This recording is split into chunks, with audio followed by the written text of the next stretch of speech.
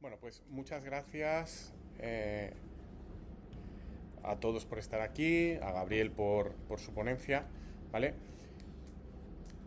Lo que vamos a intentar, como decía Jesús, es aprovechar este seminario en el que históricamente habíamos tratado de montar un encuentro mensual entre profesores de la facultad para saber a qué nos estamos dedicando, aprender de todos, pero también para intentar contrastar opiniones que en ocasiones jurídicamente son distintas, quizás porque a veces viene uno de áreas de conocimiento distintas o tiene una trayectoria profesional, académica o investigadora diferente, o en ocasiones, como es este el caso, porque se tiene una visión metodológicamente diferente respecto de un par de aspectos que creo que son particularmente interesantes porque son muy esenciales, ¿no? Y Gabriel y yo, que nos conocemos desde hace muchos años y que compartimos en ocasiones la visión sobre algunas cosas, tenemos una visión distinta de cómo es mejor aplicar el derecho a efectos de garantizar, por medio de esta herramienta, mejor la convivencia social y una resolución de los conflictos entre personas y grupos y colectivos y los intereses enfrentados que inevitablemente hay en ellos, que funcione de la manera más ordenada y democrática posible. Y esa es una discusión que creo que es muy interesante y que desde una perspectiva, ya digo, metodológica, enhebra muchísimos debates y muchísimas formas de afrontar el derecho. Y esta discusión en torno a los problemas que plantea el Decreto Ley 8/2026, no, la verdad es que permitía visualizarlos bastante bien. Y esta es la razón por la que hemos pensado que sería chulo poner de manifiesto de una forma patente la contradicción, ¿vale? Voy a intentar ser breve para no cansaros. Esto me hará ser en ocasiones a lo mejor quizás excesivamente tajante y poco articulado, pero como tenemos luego un tiempo para debatir, creo que es mejor a efectos de no cansaros. Y quería empezar destacando unos puntos que son iniciales de coincidencia con Gabriel. Y es la crítica al abuso a los decretos leyes,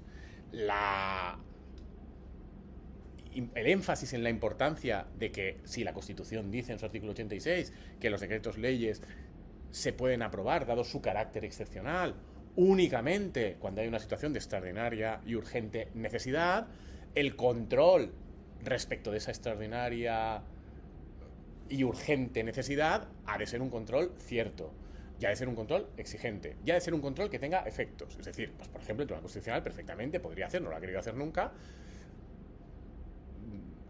primero no controlaba materialmente esto y entendía que era una decisión del gobierno y el legislador, luego empezó a controlarlo, pero años después. Esto no tiene ninguna utilidad. Pero nada impide al Tribunal Constitucional, igual que ha hecho en otras muchas materias, para reaccionar cuando ha entendido que esa reacción jurídica era necesario que fuera rápida, analizar muy rápidamente la concurrencia o no de estos requisitos para que un decreto ley que ha sido dictado sin la habilitación constitucional, porque no concurre esta situación, pueda dejar de tener efectos por ser anulado, con efectos, en este caso, ex tunc, inmediatamente.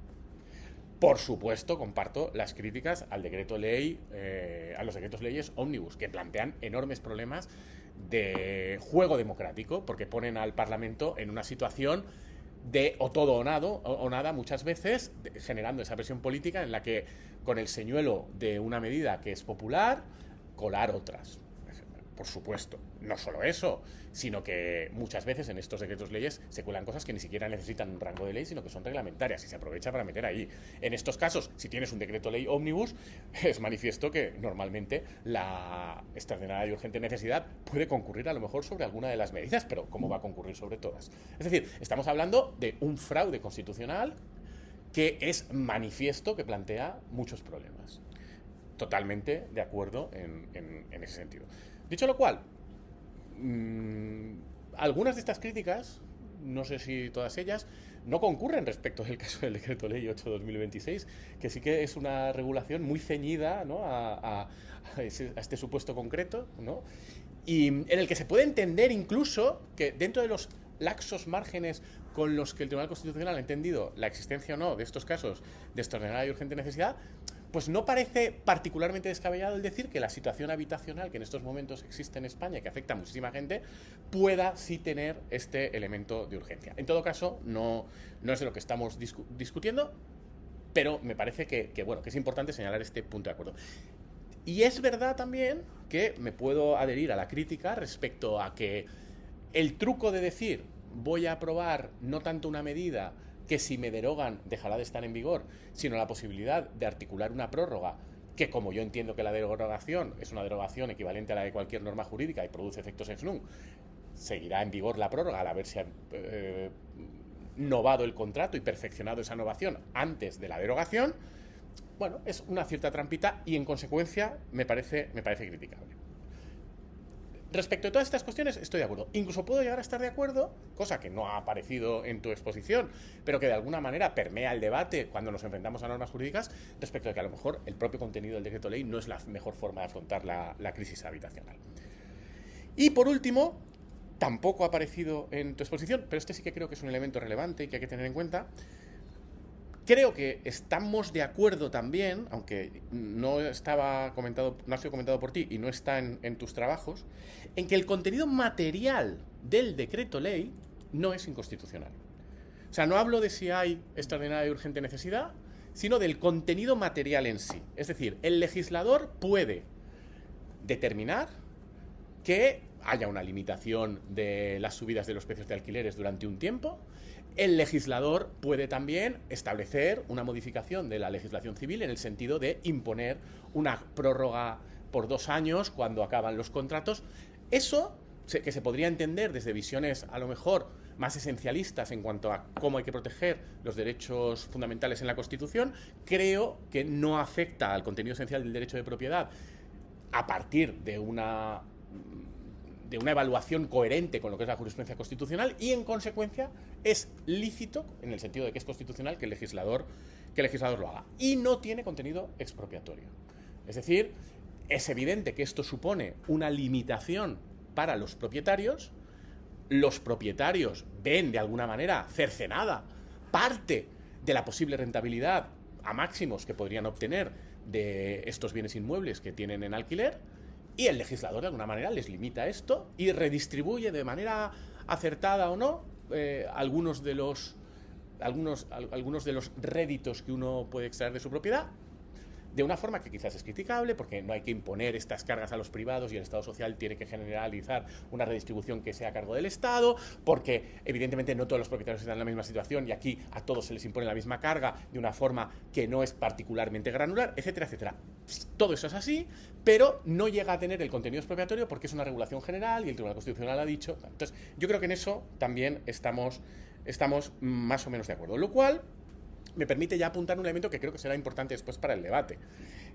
Una de las cuestiones que considerabas democráticamente inadmisibles es que, de alguna manera, si vamos a la interpretación que yo defenderé ahora y que tú criticas, esto acaba generando una situación jurídica irreversible, con efectos que se prolongan hasta 2029. Bueno, pues yo simplemente quiero matizar esto, es decir, no es una situación jurídica irreversible ni que se vaya a perpetuar para siempre, sino que llega hasta 2029. Y además de que es reversible por cualquier actuación del Congreso de los Diputados, no es permanente, no es para el resto de la eternidad. Es decir, de alguna manera ahí el decreto ley, nos guste o no la solución, está imponiendo una solución que es constitucional, que entra dentro del marco de lo que el legislador puede hacer. Bueno, hasta aquí lo que podríamos llamar los acuerdos de fondo. Y también, pero empezaré con los desacuerdos, porque aquí es donde se empieza a introducir lo que creo que es la esencia de nuestra discusión metodológica. Estoy muy de acuerdo contigo en la importancia de preservar e incluso maximizar principios constitucionales tan básicos como el de seguridad jurídica y el principio democrático. Es decir, el permitir y garantizar, y de alguna manera, si es posible, ampliar la capacidad que tiene el derecho de ser previsible y de dar una guía de actuación a todos los ciudadanos, a los poderes públicos también, a las personas jurídicas también, respecto de cuáles van a ser los efectos de sus acciones, tanto hacia los poderes públicos como entre ellos. Esto es la seguridad jurídica y creo que es muy importante, efectivamente, para que el derecho funcione bien, que el derecho sea previsible y que cumpla con este principio. Y, por supuesto, pienso que es extraordinariamente importante preservar el principio democrático, es decir, dejar que sea el Parlamento y que sean los representantes electos de la ciudadanía los que determinen cómo ha de ser este derecho. ¿Dónde vienen las discrepancias?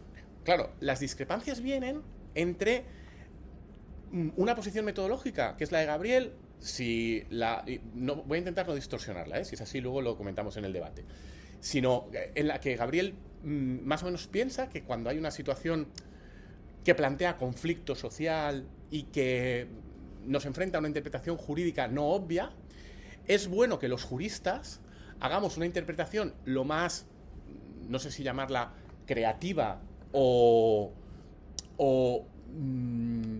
tendente a tratar de introducir en la solución que damos cuál es la forma que creemos que sería mejor socialmente de resolver ese problema, para que eso de alguna manera nos oriente, nos ilustre, nos guíe hacia cuál es la solución jurídica respecto de cómo tenemos que interpretar el derecho.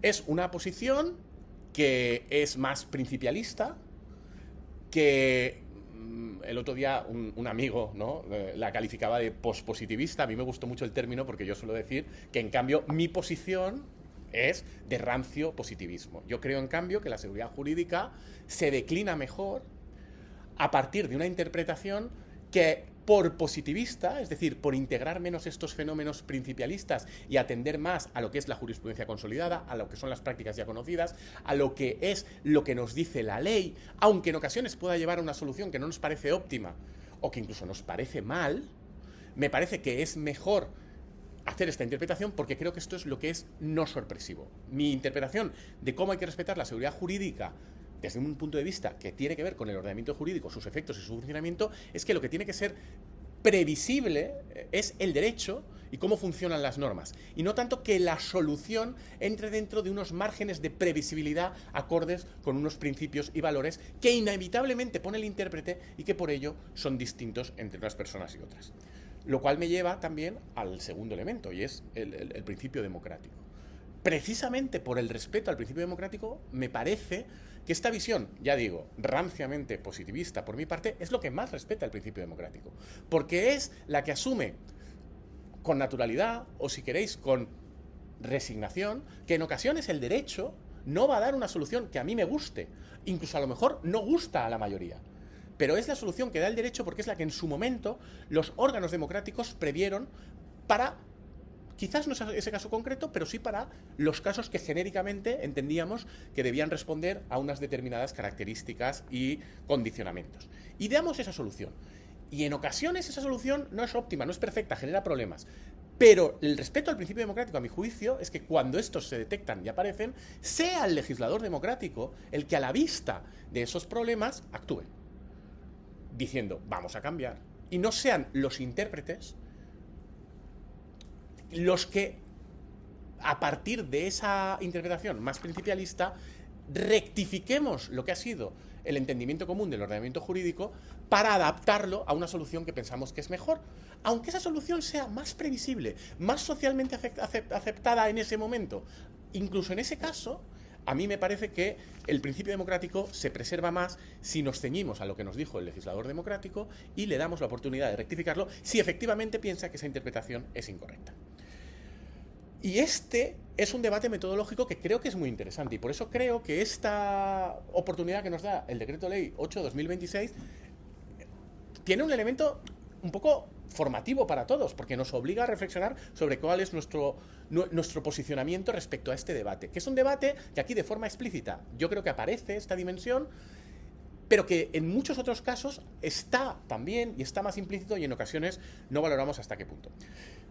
Llevándolo al plano concreto, yo creo que no hay que olvidar, y me da la sensación, ya digo, yo lo conecto tanto con la seguridad jurídica como con el principio democrático, que en tu tesis das poco valor a que, por supuesto, que ese título preliminar del Código Civil de 1974 es quizá cuestionable, el valor cuasi constitucional que le hemos dado. El Consejo de Estado en su dictamen lo dice, ¿no? Habla de que esas normas no son normas solo de derecho civil, sino que son normas generales de aplicación referidas a el resto del ordenamiento jurídico, de ramas del ordenamiento jurídico. Antes de la Constitución. Llega la Constitución y la Constitución no enmienda esto y omite cualquier tipo de cláusula sobre fuentes del derecho de carácter general, y en los debates constitucionales se dice, lo omitimos porque está el título preliminar del Código Civil.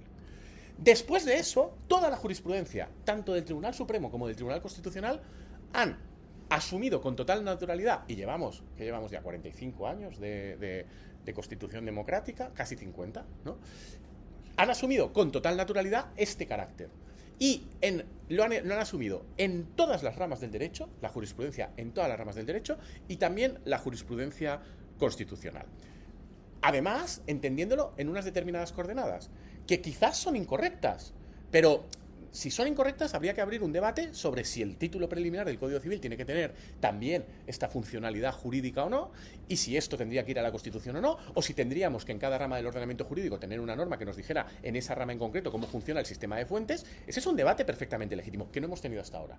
Y no me parece razonable reinterpretar toda la jurisprudencia constitucional para un caso concreto, porque creo que eso es lo que le quita previsibilidad al derecho y lo que hace que se resienta la seguridad jurídica. Y por supuesto, no creo que para un caso concreto haya que reinterpretar el término de ley de ese artículo 2 del Código Civil, porque como bien has señalado, está generalizadísimamente aceptado que cuando dice ahí ley, dice norma jurídica. Entre otras cosas, porque como era preconstitucional, el sistema de fuentes preconstitucional no tenía las diversas fuentes normativas que tenemos ahora. El segundo elemento que entronca con esta idea de previsibilidad, de seguridad jurídica y de principio democrático es que también tenemos una doctrina consolidadísima sobre cuáles son los efectos del decreto ley a partir de la regulación del artículo 86 de la Constitución.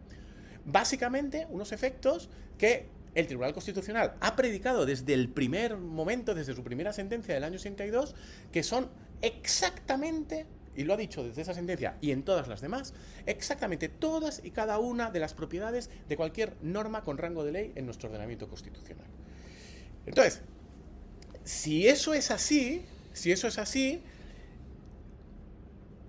la pirueta jurídica de invocando la excepcionalidad cierta del decreto ley, su carácter provisional hasta que sea convalidado o derogado por las Cortes Generales, cierta también y explícitamente indicada en el artículo 86.1 de la Constitución.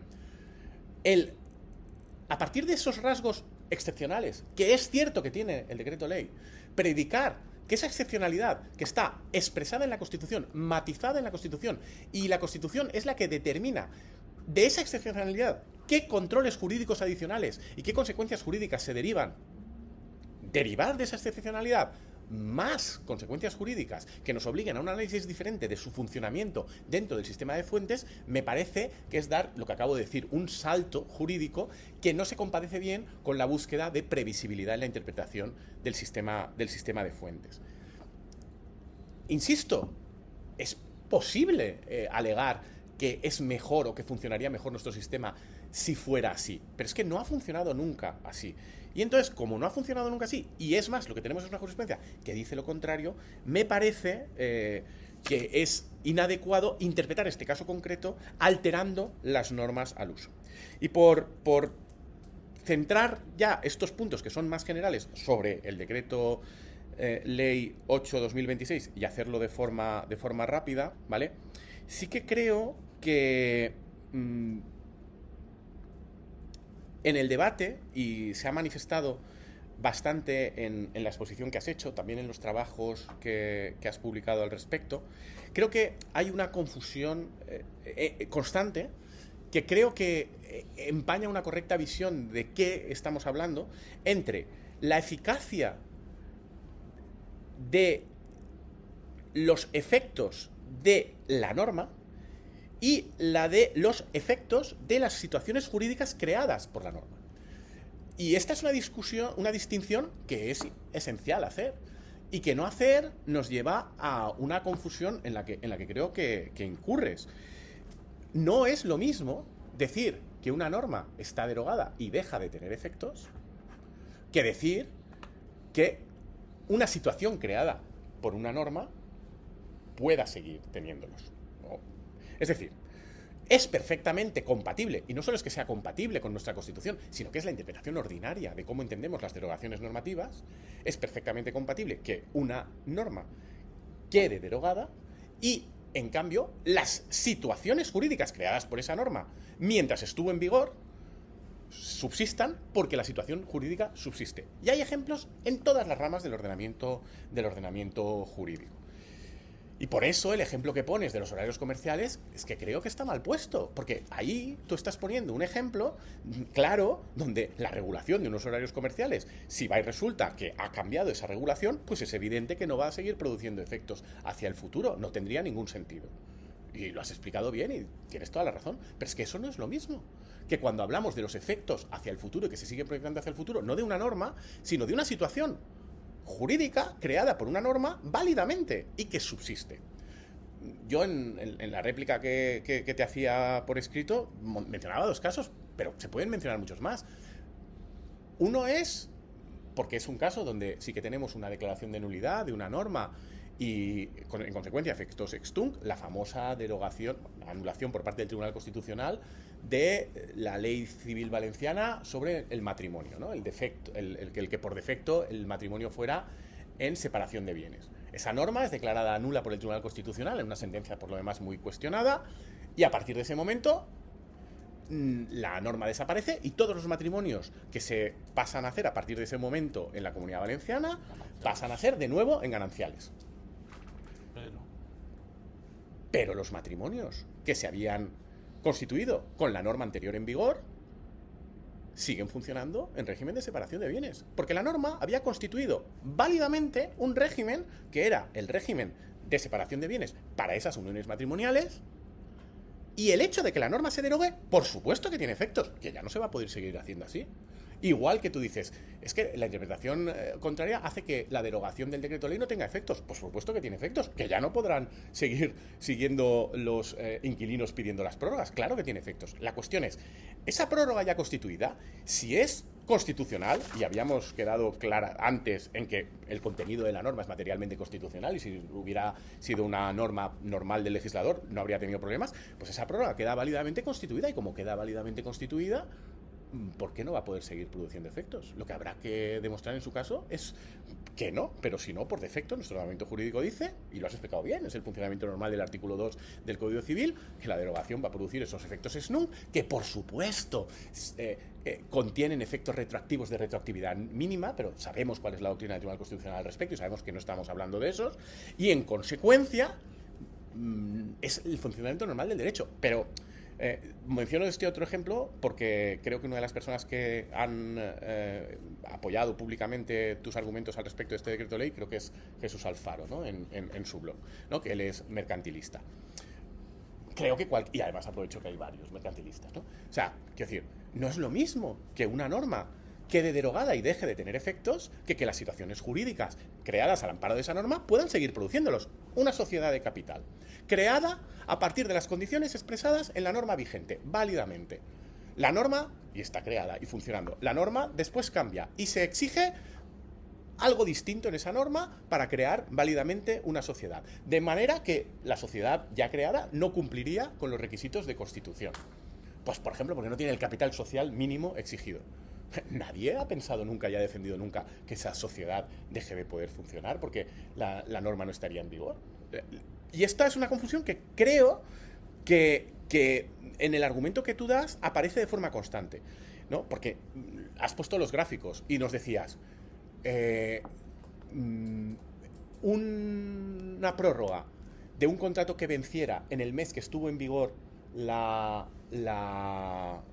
decreto ley, habría producido efectos la prórroga hasta que fue derogado el decreto ley. Pero ¿cómo va a seguir estando en vigor la prórroga?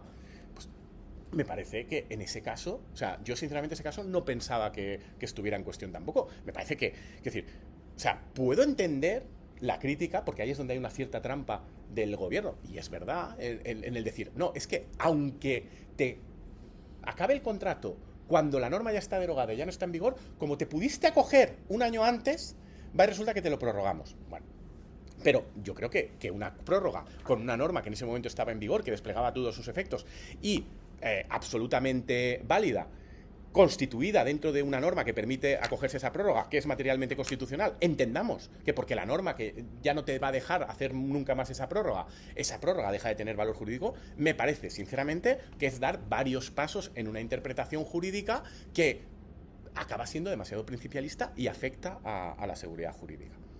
Y por ir acabando, tres últimas cosas, dos las cuento telegráficamente y con la última acabo. Sobre la jurisprudencia constitucional en materia de retroactividad y retroactividad en grado mínimo, medio y máximo, la has explicado muy bien y es evidente, y el Tribunal Constitucional lo dice, que por respeto al legislador democrático, ¿no? Además hay un libro fantástico de Miguel Azpitarte justamente sobre eso. La que plantea problemas es la retroactividad en grado máximo. Y esa es la razón por la que el Tribunal Constitucional, la retroactividad en grado máximo, si alguien no está familiarizado con la sentencia del Tribunal Constitucional, la jurisprudencia del Tribunal Constitucional en la materia, es cuando tú transformas por medio de una ley con efectos retroactivos las situaciones jurídicas ya consolidadas en el pasado, derivadas de una situación de hecho y de derecho también del pasado. Es decir, lo que ya está hecho y consolidado. Esa es la que es más problemática, ¿vale? Entonces, yo entiendo todo el argumento que das, pero no entiendo el salto que das a que de esa jurisprudencia derives un problema mayor respecto de la tesis que defendería una derogación normal como la de cualquier norma jurídica para estas normas, dado que la Constitución dice que no tienen distinción en este sentido, con efectos en consecuencias nunc, de una derogación que equivaldría a una anulación con efectos no entiendo dónde ves el mayor problema. Es más, yo creo que sería al revés, ¿no? que es tu tesis la que podría provocarlos. Y respecto de las posibilidades de reacción parlamentaria y de modulación, por supuesto que el Parlamento tiene posibilidades de reacción y de modulación. Tiene la posibilidad de introducir una enmienda en cualquier ley. Tiene la posibilidad de instar una nueva ley. Es que tiene incluso la posibilidad de decidir, cuando convalida el decreto ley, si en vez de convalidarlo, tramitarlo como proyecto de ley ordinario. Tiene esa posibilidad en un proyecto de ley ordinario en el que va a poder hacer muchas cosas. Es decir, el legislador democrático, claro que tiene la posibilidad. Y no solo eso, es que si deroga y las consecuencias de la derogación, alguna de ellas no le parecen apropiadas, por ejemplo, si en este caso no le pareciera apropiado que esas prórrogas entendiéramos que subsisten, las que han sido válidamente constituidas, por supuesto que puede legislar en sentido contrario. Y eso es lo que respeta el principio democrático. Porque el principio democrático atiende con normalidad a la posibilidad de que el Parlamento tenga opiniones que puedan ser matizadas y que, por ejemplo, le pueda no gustar el decreto ley, pero le pueda parecer bien que estas prórrogas subsistan. Como, por otro lado, parece ser el caso. Porque, que me conste, ninguno de los partidos que votó a favor de la derogación del decreto ley ha hecho el más mínimo movimiento jurídico para intentar cuestionar la vigencia y constitucionalidad y posibilidad de que desarrollen sus efectos jurídicos con normalidad de esas prórrogas. Da la sensación, de hecho, que esto es lo que quiere el legislador democrático, porque no ha habido ningún movimiento en este sentido. Que por supuesto que en el funcionamiento del Parlamento hay problemas, como has bien comentado tú, de filibusterismo jurídico de una mesa, que por cierto no es el gobierno, es la mesa del Congreso, que es reflejo de la extracción de la mayoría democrática en esas Cortes. Entonces, ¿que la mayoría democrática de un parlamento puede cometer abusos? No el gobierno, la mayoría democrática, por supuesto. ¿Que esos abusos deberían ser corregidos? Por supuesto. Pero no para este caso, para todos. Lo que quiero decir es, esta situación que tú comentas de la mesa se ha producido y se ha producido en otros casos, pero justamente en este no, porque la mayoría democrática, que igual que derogó el decreto ley, no ha hecho el más mínimo movimiento para intentar cuestionar los efectos jurídicos que puedan producirse de las prórrogas que hemos comentado. Y la última idea, y es con la que quiero acabar, porque me parece que es importante. Es verdad que el decreto ley es una norma excepcional, es verdad que plantea muchos problemas, pero, y aquí va un poco, yo creo, la esencia de esta discusión metodológica que tenemos tú y yo. Insisto, además, que no cuestiono que tu tesis sea una tesis posible, porque de hecho creo que es una tesis, al menos en ciertos campos del derecho, mayoritaria o crecientemente mayoritaria, ¿vale? Lo dices explícitamente en tu trabajo, lo has apuntado en tu ponencia. Bueno, de hecho creo que has acabado así. Dices, la excepcionalidad del decreto ley nos obliga a interpretar también restrictivamente todos los elementos de despliegue jurídico de esa norma. Porque al ser excepcional, entendemos que es por defecto peor que una ley normal y en consecuencia de alguna manera sospechosa, y hemos de contenerla, ¿vale? Yo puedo coincidir con la valoración de fondo, pero yo lo que creo es que lo que yo piense da igual. Lo que importa es la Constitución, que es la que definió el instrumento. Y lo definió diciendo que había que tener unas cautelas. Por ejemplo, exigir esa extraordinaria y urgente necesidad para que se pueda hacer. Por ejemplo, lo has mencionado muy bien, que no pueda afectar a derechos fundamentales. Pues esas cautelas son las que es imperativo que como juristas exijamos que se cumplan, que se respeten y que se respeten de una forma que sea constitucionalmente coherente con lo que quiso el constituyente como manifestación democrática de lo que quería la comunidad de los españoles. Pero me parece que nos arrogamos como juristas y como comunidad jurídica unas atribuciones que no nos corresponden si vamos más allá de eso y respecto de cuestiones que el legislador democrático o el constituyente no entendieron que tuvieran que ser excepcionadas respecto de ese tipo de norma jurídica, nosotros se las añadimos. Y ahí es donde yo creo que está el núcleo de nuestro desacuerdo. Y eso es un poco lo que yo quería poner de manifiesto aquí y ya puestos con ello dar pie al debate, porque creo sinceramente que es una cuestión muy interesante que no tiene que ver solo con este decreto ley y con el derecho administrativo, sino que es una problemática que abarca a cualquier rama del derecho. Y entonces tengo muchísimo interés, además de escuchar a Gabriel a continuación, a todos vosotros, para saber qué pensáis. Muchísimas gracias.